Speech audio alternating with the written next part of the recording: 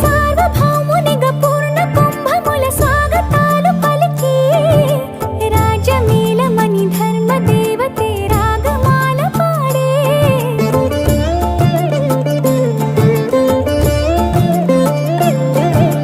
నాలుగు వేదములు తన్మయత్వమున చెలగి మారు మ్రోగే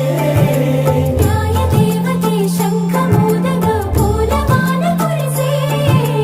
రాజమకుటమే ఒసగెలే నవరత్న కాంతి నీరాజనం సూర్యవంశ సింహాసనం పులకించి చేసే అభివందనం సామ్రాజ్య లక్ష్మియే పాద స్పర్శకి పరవశించిపోయే